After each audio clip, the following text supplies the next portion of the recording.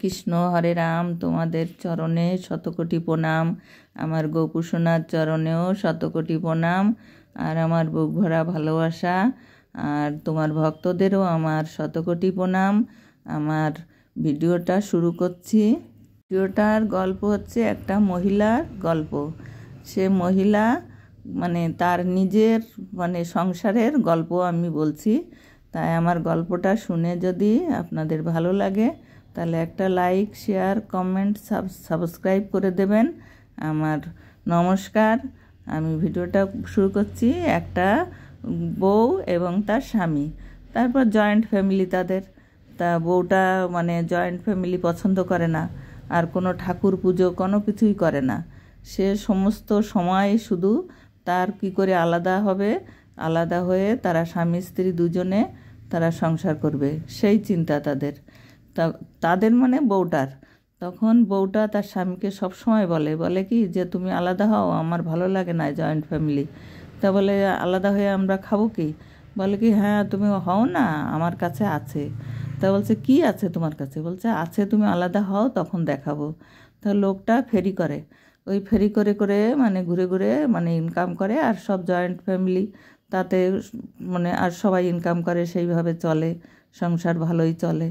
কিন্তু ওই বউটা ওটা চায় না যে আমি একসঙ্গে থাকি বা সবার সঙ্গে থেকে আমার সংসার করা তার পছন্দ না। তখন লোকটা অনেক দিন হয়ে গেছে এরকম শুনতে শুনতে বলে কি তুই কি কি রাখিছিস? বলে যে হ্যাঁ আমার কাছে আছে, তুমি আলাদা হও, দেখো আমি তারপরে দেখাবো।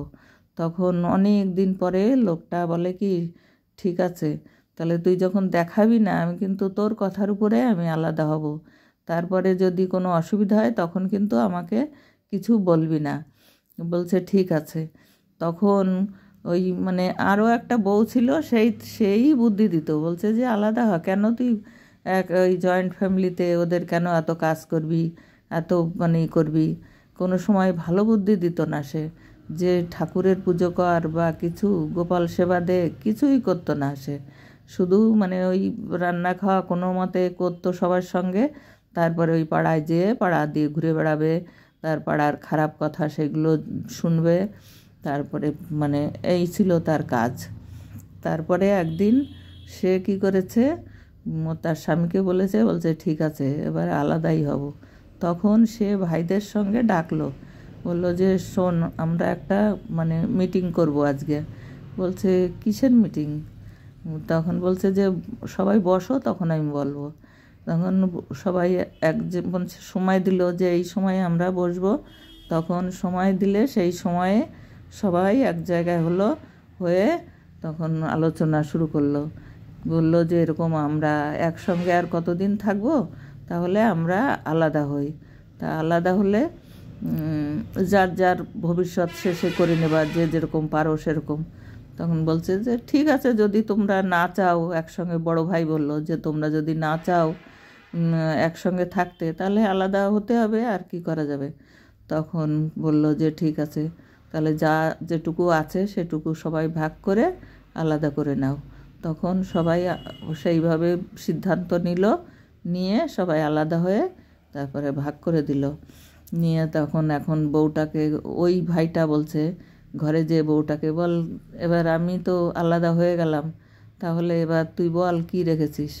এখন ওই বউটা, ওই লোকটা ফেরি করতো, তা ও প্রত্যেক দিন যখন এসে ঝুড়ি রাখতো, ফেরি করা ঝুড়ি, ও চুড়ি খাড়ু এইসব বিক্রি করতো, সুই সুতো এইসব। তা ও কী করতো, প্রত্যেক দিন একটা দুটো করে সুই চুরি করে রাখতো, রেখে আর কি ওই গুছিয়ে রাখতো। এখন যখন আলাদা হয়েছে তখন আর কি বলছে যে বের কর তুই কী রেখেছিস। তখন ওই কতগুলো সুই বের করে দিয়েছে, বলছে দেখো আমি কতগুলো সুই জোগাড় করেছি, এইগুলো বিক্রি করলে তোমার অনেক পয়সা হবে। তখন বলছে এই সুই কত দাম, সুইতে কি হবে, সুই রেখেছিস আর এই ভরসা দেখায় আমাকে আলাদা করলি তুই, তোকে আমি এখন কি করব তাই বল। বউটাকে ধরে আচ্ছা করে পিটানোর পরে বলল এই সুইয়ের দাম এত তো একদিনেও চলবে না, তাহলে তুই যে এই কথা বলে আমাকে আগে বললি না, আর এখন আমাকে আলাদা করলি, তখন তুই এখন তো আর আমি একসঙ্গেও হতে পারবো না, আর এই দিয়ে আমি কি করে আমার যা জিনিস ছিল সেগুলো তো ভাগ হয়ে গেছে, তা বল তোর ওইগুলোর দাম বেশি না এর দাম বেশি, তাহলে এখন কি হবে? তখন বউটা মানে ক্ষমা চাইছে, বলছে যে আমার খুব ভুল হয়ে গেছে। বলছে ভুল হয়ে গেছে মানে? বলছে অমুক আমাকে বুদ্ধি দিত যে তুই আলাদা হয়ে যা, তোরা তো ভালো থাকবি। বলছে তাই ভালো থাকা যায়?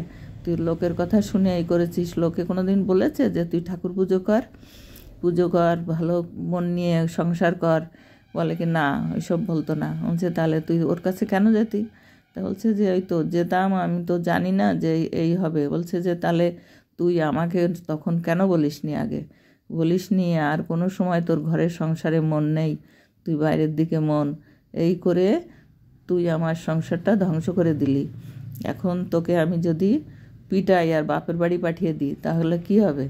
বলছে না, তখন হাতে পায়ে ধরে ক্ষমা চাইছে যে না আমি বাপের বাড়ি যাব না, তাহলে আমার বাবা মাও মানে অখুশি হবে, তখন আমাকে হয়তো জায়গা দেবে না।